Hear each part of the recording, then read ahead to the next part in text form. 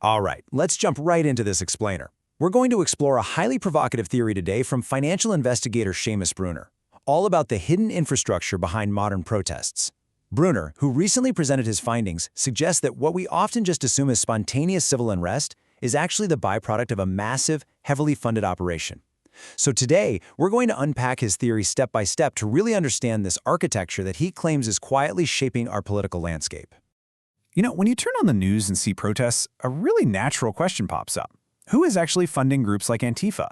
According to Bruner's investigation, when we see these groups operating in what's called black bloc, meaning they're wearing those uniform anonymous clothes, and they've got highly coordinated messaging, bail funds ready to go, dedicated legal observers, and even customized supply chains for signs or drum lines, we really have to ask ourselves, is this truly organic grassroots activism? Bruner argues absolutely not. Spontaneous, local outrage simply doesn't look this uniform or well-supplied. I think this quote right here completely captures the core of Bruner's thesis. They don't sustain themselves just on slogans. They require infrastructure. Infrastructure requires funding. It's a simple, logical progression that kind of flips the whole narrative on these events. The street-level chaos we see making the headlines is, according to this framework, actually backed by a highly organized, heavily funded network that he calls the protest industrial complex. So, to map out this complex, we're going to look at the tip of the iceberg, then break down the three stages of this alleged dark money pipeline, Migrant Inc., Election Inc., and Riot Inc., before checking out the key players and the proposed countermeasures.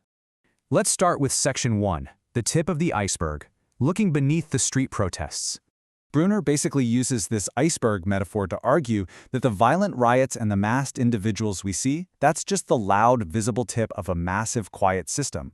He breaks down this overarching NGO dark money complex into a really specific three-stage pipeline. According to his investigation, this isn't just about throwing cash at protesters. It's a calculated sequence. It's designed to first build dependency, then mobilize voters, and ultimately enforce compliance. It operates as a single, continuous system, hiding behind the guise of separate, independent nonprofits.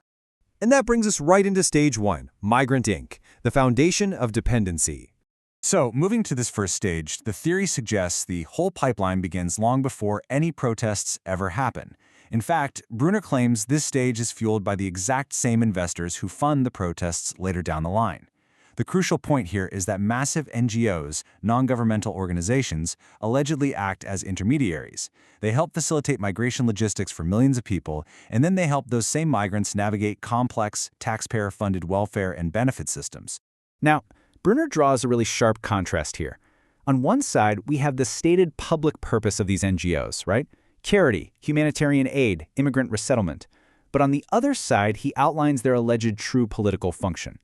He argues that by connecting populations to taxpayer money, the NGOs themselves aren't just pocketing welfare checks. Instead, they're gaining immense political leverage. They're establishing a dependent population bloc. In his view, this isn't just charity. This is the quiet construction of real political infrastructure. Once that baseline of dependency exists, the system allegedly transitions into Stage 2, Election Inc., where the network is mobilized. Here's where it gets really interesting. Bruner claims that the exact same NGO networks that just facilitated migration and welfare access seamlessly pivot into massive get-out-the-vote operations. We are literally talking about billions of dollars funneled into voter registration drives and ballot education. For example, he cites a group in Los Angeles called Churla. According to his research, Churla doesn't just do immigrant resettlement. They were heavily involved in placing mobile ballot drop boxes directly into migrant enclaves. They're taking those dependent populations from Stage 1 and activating them for predictable political outcomes in Stage 2. And finally, we hit the third stage, Riot Inc., where the enforcement arm activates. According to the investigation, this is the loud, highly visible phase. The riots, the organized disruption, the Antifa activity. But here is the absolutely crucial takeaway from Bruner's theory. Riot Inc. is not an independent grassroots movement. Instead, it acts like a defense mechanism, an enforcement arm for the first two stages.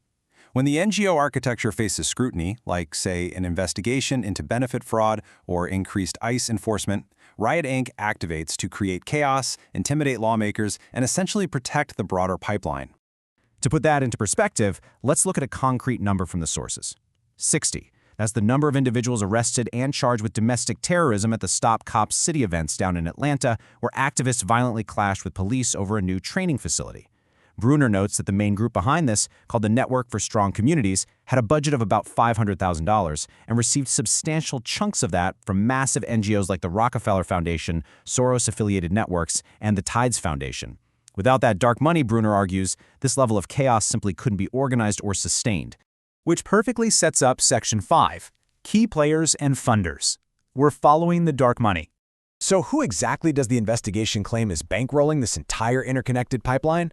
Well, Bruner names a mix of powerful figures and opaque pass-through entities. You've got domestic names like George Soros and massive funding networks like Arabella, which recently rebranded to the Sunflower Initiative and the Tides Network. But the investigation also heavily highlights foreign billionaires, which Bruner argues is a massive national security risk because it allows foreign money to directly influence domestic unrest. To give you a sense of the staggering scale we're talking about, just look at this number, $200 million. Bruner cites reports that a single foreign actor, Swiss billionaire Hans-Jörg Wyss, committed between $200 and $300 million specifically for political purposes within the United States. I mean, when you have individual foreign actors injecting hundreds of millions of dollars into domestic NGO networks, the sheer scale of this political architecture becomes incredibly vast. He also points to Neville Roy Singham, a billionaire living in Shanghai with alleged ties to the Chinese Communist Party. According to Bruner's findings, Singham funds over 800 different groups across the U.S. And in what has to be one of the most unexpected details from the report, Bruner claims a group called the Armed Queers of Salt Lake City was actually sent all the way to Cuba to receive militarized Marxist revolutionary training, funded by Singham's network. So the theory suggests there's a clear intent to train and militarize these protest groups way beyond standard street activism. Finally, Section 6, the countermeasures, dismantling the financial architecture. So, how does the investigator suggest actually dismantling this complex network? Well, because these groups run on money, he suggests hitting them financially. First up, he emphasizes civil RICO lawsuits, meaning everyday citizens whose businesses are destroyed can directly sue the NGOs funding the rioters under organized crime statutes. Next, he argues for immediately revoking the 501c3 tax-exempt status of any group caught funding illegal activity. He's also calling on the Treasury Department to freeze crypto assets used for bail operations, demands aggressive FARA enforcement against these international billionaires, and advocates for legislative measures like the SAVE Act to secure voter pipelines. As we wrap up this explainer, this whole theory leaves us with a really critical, provocative question to ponder. In an era of untraceable digital finance and dark money NGOs, where is the line between grassroots activism and institutional warfare? Whether you fully buy into Seamus Bruner's Riot Inc. theory or not, his deep dive into the financial data definitely forces us to look past the slogans on the street and really scrutinize the quiet, heavily funded architecture operating behind the scenes. It's a fascinating lens for viewing modern politics, and it absolutely leaves you wanting to know more about where the money is really flowing.